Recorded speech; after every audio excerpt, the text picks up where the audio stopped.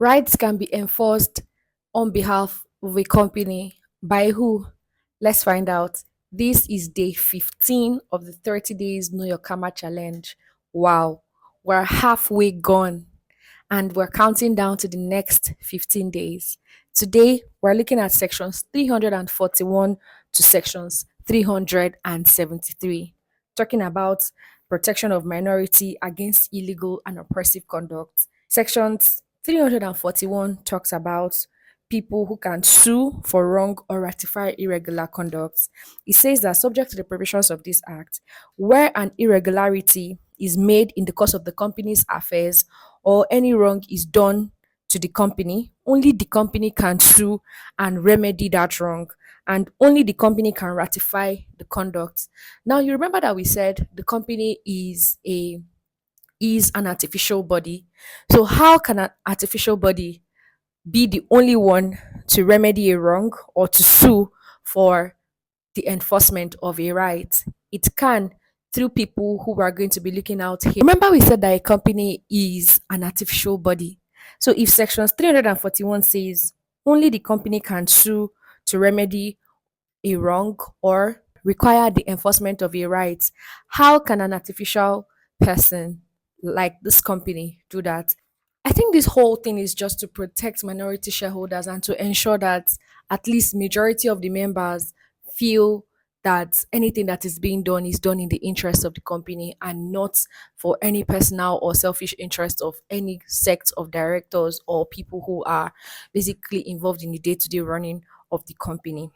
So this sections 442 provides that for a major asset transaction to be done, the board of directors shall recommend the transaction and direct that it be submitted for approval to an annual or extraordinary general meeting. That means that major transactions, and to see what entails as a major asset transaction, it is explained in sections 342 sub 1. So it basically says that the board of directors cannot do it themselves. They have to recommend this transaction and require approval of the members either at a general meeting, annual general meeting, or extraordinary general meeting. And it goes ahead to say that this approval shall be by way of special resolution unless it provides that it can be done by ordinary resolution, of course, as provided in the articles of the company. We move to the next, which is the protection of minority.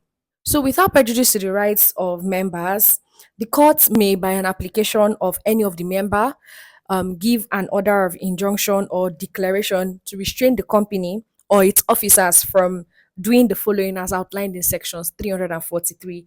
That is entering into transaction which is illegal or ultra virus, that's outside the powers of the company, purporting to do anything by ordinary resolution, which should ordinarily be done by special resolution, committing an act or an omission which would affect the applicant's individual rights as a member, committing fraud on either the company or the minority shareholders where the directors fail to take appropriate action to redress the wrong done, where a company meeting cannot be called in time, to either stop this wrong or to address this omission.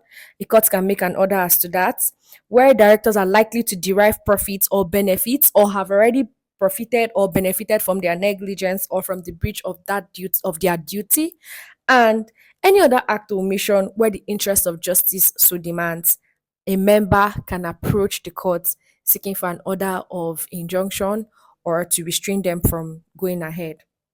Where any member in their personal capacity institute a personal action to enforce a right,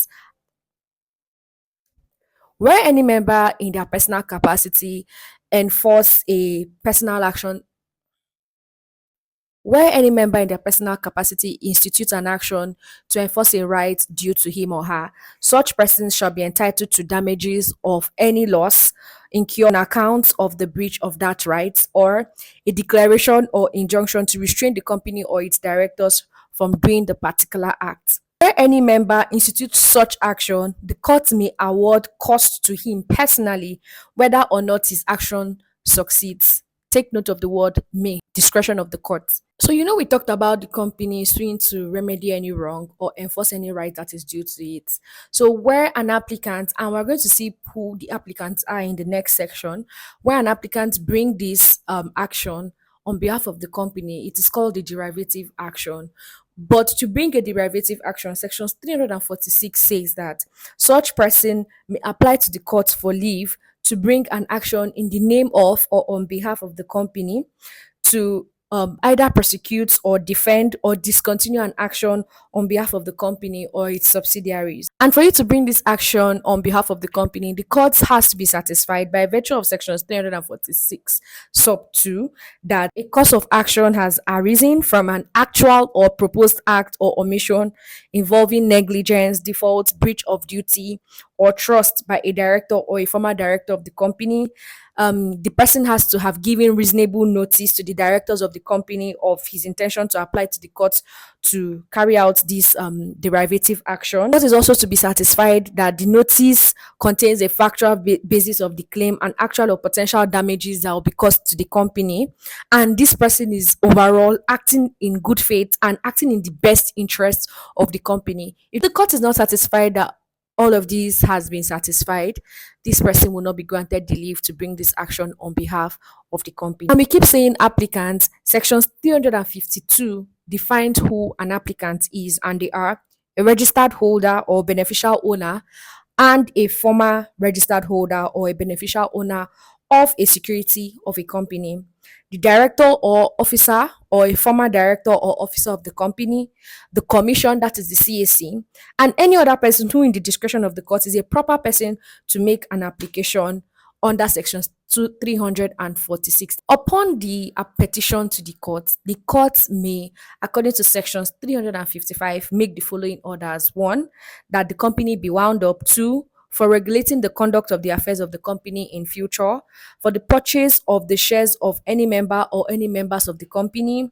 for the purchase of shares of any member by the company and the reduction accordingly of the company's capital; directing the company to institute, prosecute, defend, or discontinue specific proceedings, or authorizing the member of the company to institute, prosecute, defend, or discontinue specific proceedings in the name or on behalf of the company; varying or setting aside a transaction or contract to which the company is a party, and compensating the company or any other party to the transaction or contract; directing an investigation to be made by the CAC; appointing a receiver or a receiver and manager of the property of the company; restraining a person from engaging in specific conduct or from doing a specific act or thing; requiring the person to do a specific act or thing. Remember that all of these is to ensure that there is no unfair or prejudicial acts or an act or omission that would affect the rights of any member or the members as a whole. Where the commission thinks that it is necessary to institute a civil proceeding against the company